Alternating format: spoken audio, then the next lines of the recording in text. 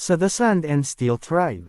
Matapos na makomplito ng ating bida ang kanyang trabaho dito, ay nagpasalamat ito sa pinuno ng mga ogre at nakuha na nito ang 120 na ogre na magtatrabaho para sa kanya. Ganon din naman si Akosh. Sinabi din nito na ang mga ogre ay iba sa mga tao, at sila ay hindi gumagawa ng mga bagay-bagay na nakabase lang sa kontrata. Sa halip kapag sila ay sobrang nagpapasalamat ay ipinapakita nila ito. Kung kaya sinabi nito, bilang pinuno kasama ang buo nitong tribo ay nangako at idineklara na mula sa mga oras na ito, ang pamilya nila Lloyd Frontera at ang buong Sand and Steel Tribe ay ganap ng magkapatid. Sabay flex ng mga muscles ng mga ito. Dagdag pa ni Akosh na kung sino man ang kaaway ng Frontera family ay kaaway din ng kanilang buong tribo. At lalaban na kasama sa panig ng mga Frontera. Dahil dito ay nakatanggap ng mensahe ang ating bida, kung saan sinasabi na ang mga ogre ay tinanggap na ito bilang tunay na kaibigan. At ang kanyang RP ay patuloy na tumaas kung saan meron na itong 611 na RP. Matapos mabasa ang natanggap nitong mensahe ay sinabi nito na mabuhay ang The Sand and Steel Tribe. Matapos nito sila ay bumalik na sa kanilang bayan, kung saan makikita ang mga villagers na sobrang natatakot. Yun ay dahil sa kasama nitong batalyon ng mga ogre. Sinabi ni Lloyd na dapat ay nag-anunsyo ito nang sa ganoon ay mawala ang takot ng mga tao sa mga ogre. Pero maging ang Baron at asawa nito na kahit may alam sa mga ogre ay natakot pa rin nang makita ang mga ito sa personal.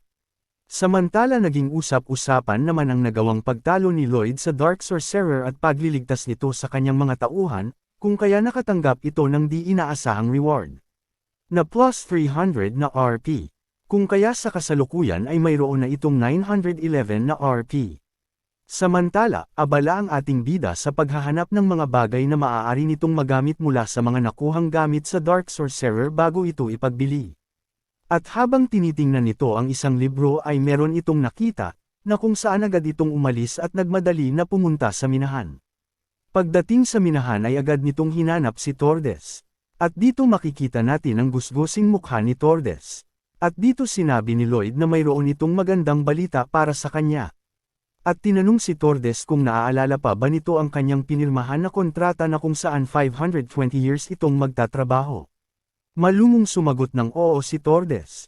Sinabi din ni Lloyd na kung iisipin ang kontratang iyon ay katawa-tawa at ito ay isang biro lang. Sabay sabi kay Tordes na hindi na nito kailangan mag-alala kailanman. Sabay ipinakita ang libro na kung saan sinasabi na merong spell na maaaring gamitin para makontrol ang isang bangkay. Na ang ibig sabihin ay magagawang magtrabaho ni Tordes sa loob ng 520 years. Dahil sa narinig ay tila nawalan ng buhay si Tordes.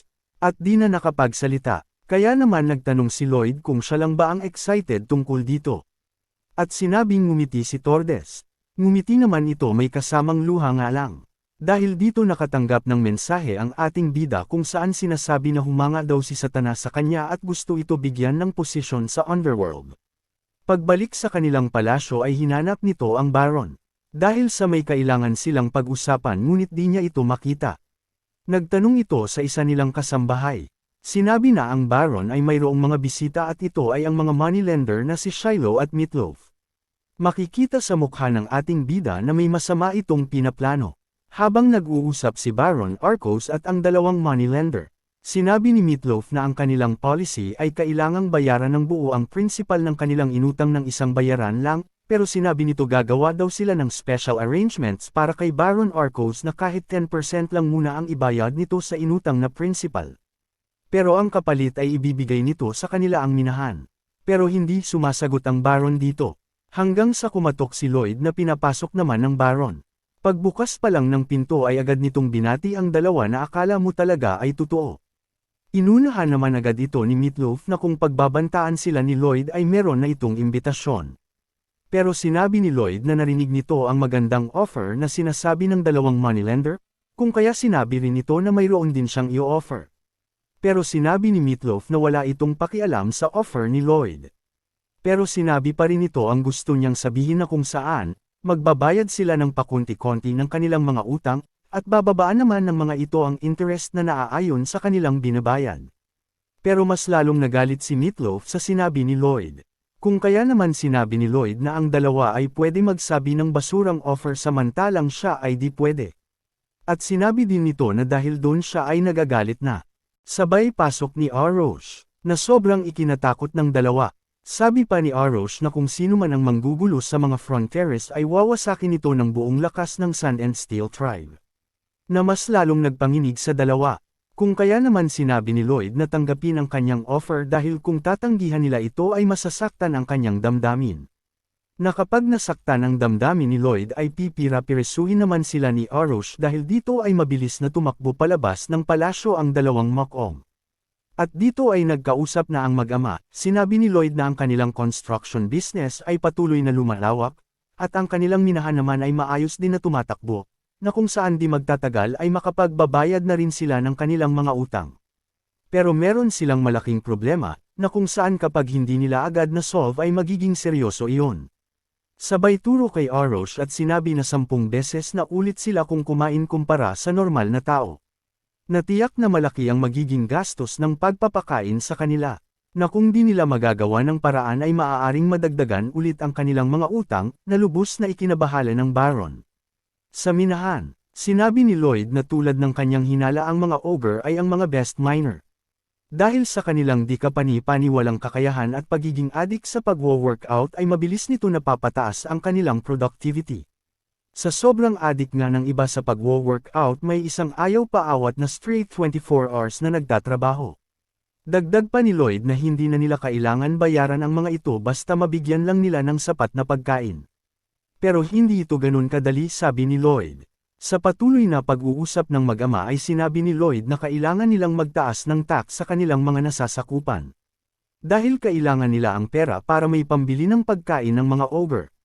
Naiintindihan naman ito ng Baron, pero sinabi nito na ang lahat ng tao sa kanilang nasasakupan ay nahihirapan kung kaya di sila maaaring magtaas ng singil ng tax sa mga ito. Samantala alam din naman ito ni Lloyd na kung patuloy silang magtataas ng pagkuha ng tax ay maituturing na itong pagnanakaw. Sino ba naman ang gusto magtrabaho at pagkatapos ay mapupunta lang halos sa wala, sabi ni Lloyd. Kaya nagtanong ang Baron kung paano nito imumungkahi ang pagtataas nila ng kanilang singil sa buwis. Na sinagot naman ni Lloyd na simple lang, kailangan lang natin na mabigyan ng mas maraming pagkakakitaan ang mga tao, sabi ni Lloyd. Kung saan binanggit ni Lloyd ang The Forgotten Northern Lands. Ang The Merits Wetlands na kung saan nais niya itong gawing isang farmland. At ibabahagi sa mga tao para mapagtamnan na kung saan ay makakatulong para kumita ng malaki ang mga tao at dahil dito ay makakapagbayad na sila ng buwis. Matapos ng pag-uusap ng mag-ama, ay pinuntahan nila ni Javier ang nasabing lupain. Sinabi ni Javier na ang lupain na iyon ay 100 years nang abandonado. Paano makakapag-farm ang mga tao dito, tanong ni Javier, na sinagot naman ng ating bida na may plano ito. Basta maghintay lang si Javier, pero sa isip-isip ng ating bida ay hindi ito magiging madali. Kung kaya naman pinag-aralan ni Lloyd kung ano ang mga dapat nitong gawin para mapanatili o at least hindi ma-stuck ang tubig kahit pa umuulan. At sumubok ito ng iba't ibang paraan. Paulit-ulit itong humahanap ng paraan sa loob ng 21 days. Habang si Javier at ang ama nito ay magkasama na pinagmamasdan ng ating bida. Sinabi ni Javier na hindi ito nagpapahinga at hindi rin kumakain ng maayos, patitigilin ko na ba siya? Tanong ni Javier sa Baron. Pero sinabi ng Baron na wag. Kahit na ako ang tatay niya, ay nagawa ko ding magalit sa kanya. At iniisip ko rin kung kailan ito magbabago at kung posible ba iyon. Pero ngayon, parang isang himala, na parang ibang tao ang aking nakikita sa kanya. Hindi ko man siya matulungan, pero ayaw ko rin maging hadlang dito, sabi ni Baron Arcos. Kaya nasabi ni Javier na wise decision ito ng Baron. At sinabi rin nito na ang kasalukuyang Lloyd ay ang taong hindi sumusuko hanggang sa magawa nito ang nais niya. At dahil nga dito ay muling na namang tumaas ang RP ng ating bida. Ang kasalukuyang RP niya ay 931. Patuloy pa rin sa pagtatrabaho si Lloyd. Hanggang sa mapahiga na ito dahil sa pagod. At dito ay napagpasyahan na ng ating bida na muling mag-summon. At tinanong sina Pudong at Banggol kung gusto na nila ma-meet ang kanilang magiging bagong kaibigan. Kinabukasan, sinabi ni Lloyd na ang Stage 1 ng Merits Wetlands Reclamation Project ay ang pag-aalis ng lahat ng tubig dito. At sinabing kakailanganin nito ang dalawang alaga, na makikita sa mukha ng mga ito na tila sinasabi na hindi nila kaya. Kung kaya ay napagpasyahan niya mag-summon ulit. Dagdag pa nito na gagamitin nito lahat ng kanyang RP para makapag-summon ng marami. Nagsimula na sa pag-summon ang ating bida, na kung saan sinabi nito na katulad ni Pudong at Banggol ay ang gusto nitong makuha ay yung lumalaki rin. Dahan-dahan nang lumabas ang kanyang summon na kung saan diretso itong tumama sa mukha ng ating bida at nag-bounce-bounce pa. Ang kanyang na-summon ay si Hammang na isang mukhang hippopotamus. Makikitang naging masaya sina Pudong at Banggol nang makita si Hammang. Matapos nito ay hiningi na ni Lloyd ang manual ni Hammang. Pagkabasa sa manual ay nadismaya ang ating bida dahil sa hindi nito kailangan gumamit ng sunflower para lumaki. Kung saan nasabi na lang ng ating bida na ngayon ay talagang isang daga na lang ang kanyang nakuha. Muli sanang magsasummon ang ating bida dahil sa sinasabi nito na walang kwenta ang kanyang nasummon. Matapos ay tinanong ni Lloyd si Hammang kung ano ang skill nito. Pinakita ng messenger na ang skill nito ay tinatawag na one shot na kung saan kaya nito uminom ng tubig hanggang sa makakaya ng katawan ni Hammang. Dahil dito nasabi ng ating bida na tamang-tama ang skill na ito at ito ay siniswerte. Nagsimula na ipakita ni Hammang ang kanyang skill sa ating bida, na kung saan hinihigop nito ang tubig na dahan-dahan na nagpalaki kay Hammang. Di makapaniwala si Lloyd sa kanyang nakikita dahil nagmistulang giant si Hammang at halos maubos nito ang tubig sa lupaing iyon. Gulat na gulat si Lloyd sa kanyang nakikita habang si Banggol at Pudong ay mayabang na nakatingin sa kanya. Kinabukasan ay dito na sila magsisimula na angkinin ang lupain na tinatawag na The Merits Wetlands. Na kung saan inumpisahan ito ni Hammang na taga-alis ng lahat ng tubig dito, at ito ay kanyang ilalabas sa isang ilog, at ito ay paulit-ulit niya lang gagawin. Habang ang ibang trabahador naman ang magtatanggal ng mga damo at ibang bagay na makakaabala sa kanila. Masiglang sinabi ng ating bida na kapag sila ay natapos na sa kanilang ginagawa ay magkakaroon ng mga ito ng isang party. Kaya naman naging masaya ang lahat ng trabahador nito. Habang si Javier ay nakatingin sa kanilang ginagawa ay nasabi nito na ang dating wasteland ay naging isang farmland na. At napansin nito sa sarili na parang natural na lang sa kanya ang kanyang ginagawa. Maya-maya ay pinuntahan ito ni Lloyd at inutusang itanim ang mga halaman. Tatanggi sana si Javier, ngunit wala na itong nagawa at tinanggap ito matapos sabihin ni Lloyd na ito ay para sa kanilang bayan. Itinuturing ng lahat na tila isang milagro na ang dating wasteland ay nagawang maging isang farmland. Kung kaya lahat ng tao dito ay sobrang humanga kay Lloyd. Dahilan para mabigyan na naman ito ng malaking reward na RP. Sa kasalukuyan ay meron na itong 1,281 RP. Habang si Javier ay masayang nagdidilig ng halaman, ay sinabi ni Lloyd na ang kailangan na lang nilang gawin ay ang water wheel at tapos na sila sa proyektong ito. Habang si Javier ay walang idea tungkol dito, ay ipinaliwanag ni Lloyd na ang water wheel ang magsisilbing taga-alis ng sobrang tubig sa tuwing magkakaroon ng tag-ulan. Naputol ang pag-uusap ng dalawa nang may biglang dumating na mga nakakabayo. Sino sila, tanong ni Lloyd? Ito si Viscount Lacona na galing sa norte ng Merits Wetlands. Nagtanong ang isang tauhan ni Viscount kung sino ang taong nakatalaga sa proyektong ito. Pero tila di nagustuhan ni Javier ang asal nito, pinigilan naman ito ni Lloyd at sinabi na siya ang taong hinahanap niya. Alam mo ba na ang lupang ito ay pagmamay-ari ni Viscount Lacona? Kaya umalis kayo dito, sabi nito sa ating mga bida. At na kung saan sa loob ng mahabang panahon ay walang tao na nagpupunta sa lugar na ito. Sinasabi na ang northern part ng Merits Wetlands ay nabibilang sa nasasakupang lugar ni Viscount Lacona, samantala ang southern part naman ito ay pagmamay-ari ng Barony of Frontera.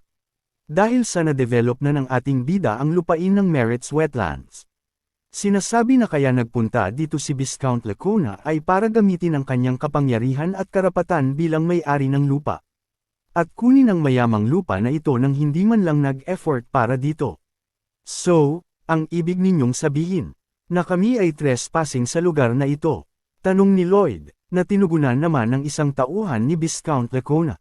At sinabing nitong oo, dahil ang Viscount ang binigyan ng karapatan sa lupang ito. Pero makikitang nagagalit si Lloyd at sinabi dito na hindi mo ba nakikita na kaming maharlika ang nag-uusap, bakit hindi ka muna manahimik, sabi ni Lloyd. Na ikinangiwi ng mukha nito, habang ang ibang nakakarinig ay tila nanlamig dahil sa pinakitang angas ng ating bida. Sabay lapit kay Viscount Lacona at ipinakilala ang sarili niya dito. Pero sa halip ay sumagot ang Viscount ay sinabi na marami itong naririnig tungkol sa magaspang na ugali ni Lloyd kaya sinabi nito na ang Baron ang gusto niyang makausap. Deadma lang ang ating bida at nagpapanggap pa ito na walang naririnig. At sinabihan pa ito na parang tunog insekto. Pero mukhang slow makaget si Viscount Lacona na kailangan pa sabihin ng kanyang alalay na ininsulto siya nito. Habang nagsalita naman si Lloyd patungkol sa batas. At sinabing, Land Act of the Kingdom Title 321. Special Exemption Regarding Development of the Barren Land. Na kung saan ang layunin ng batas na ito ay ang pagpapaunlad ng mga bakanteng lupain, at pagtatalaga sa taong nangangasiwa dito. Dagdag pa ng ating bida na kailangan ma-meet ang mga requirements, tulad ng dapat ay may mga nakatira sa lupaing iyon, at dapat ay may mga ginagawang aktibidad dito. At dahil dito ay maituturing na kung sino man ang nagde-develop ng lupa ay siya rin ang itatalaga na magmay-ari nito. Dahil dito napatigil sa pagtatrabaho ang mga tauhan niya at nakikinig sa mga sinasabi ni Lloyd. Patuloy sa pagpapaliwanag si Lloyd hanggang sa ipakita nito kay Viscount Lacona ang resulta ng kanyang ginawang development sa lupang ito. Na tila ikinainggit ng Visconde. Habang si Javier ay naalala ang pag-uutos ni Lloyd sa pagtatanim ng mga butong ibinigay nito sa kanya na sinabing ito ay makakapagpaalis ng mga peste. Na ang ibig sabihin sa pagsasabi nito ng peste na ang peste na darating ay ang Visconde. Nakangiting ipinakita ni Lloyd at iniabot sa Visconde ang una nilang harvest, na tila nang aasar pa ito, dahil dito ay galit na galit ang Visconde at sinabi sa isip kung nakaplano na ito sa simula pa lang, kaya naman pagkaabot ng unang harvest sa Visconde, ay sinabi nito na kung maari nang umalis ang Visconde sa kanyang lupain. Dahil dito ay walang nagawa ang Visconde at tahimik na umalis, matapos nito ay masaya at nagsigawan ang mga trabahador at sinabing mabuhay ang kanilang Master Lloyd dahil sa pagliligtas nito sa kanilang lupain. Pero si Lloyd ay sinabing bumalik na ang mga ito sa kanilang mga trabaho. Isang gabi mula sa pagtatapos ng summer ay siya namang pagpasok ng fall na kung saan nagdadala ito ng malakas na pag-ulan, kung kaya makikita ang ating bida na nakaupo at pinagmamasdan ang kanyang lupain dahil gusto rin ito na makita kung talaga bang magagamit ang lupang ito, na makikitang naging maayos naman ito sa pagtila ng ulan, dahil dito ay marami itong mensahe na natanggap na mga bago at pag-level up ng kanyang mga skill, patuloy na pagtaas ng kanyang approval rating na nagresulta sa kasalukuyang RP nito na 1,355, samantala, sa bayan ni Visconde Lacona, makikitang nagagalit si Lacona sa kanyang tauhan, dahil sa pagbawi sa kanila ng kanilang karapatan sa lupa, at sinabi ng tauhan ito na ipamimigay ang lupang iyon sa mga tao ng libre at nangakong bibigyan pa ang mga ito ng protection, na ang kapalit ay titira ang tao dito sa loob ng 5 taon, na ang ibig sabihin, na kapag ang mga tao dito ay nanatili, at patuloy na kinukultivate ang lupa ay sila ang magiging may-ari nito, na lubos na ikinainggit naman ng matandang bigatilyo. At dahil dito ay ipinag-utos nito sa kanyang tauhan na tawagin ang kanyang supervisor na mula sa pagawaan nito ng Dai o Tina. Kaya naman kung gusto mo na masubaybayan ang ating kwento ay i-open mo lang ang notification bell pagkatapos mo na mag-subscribe.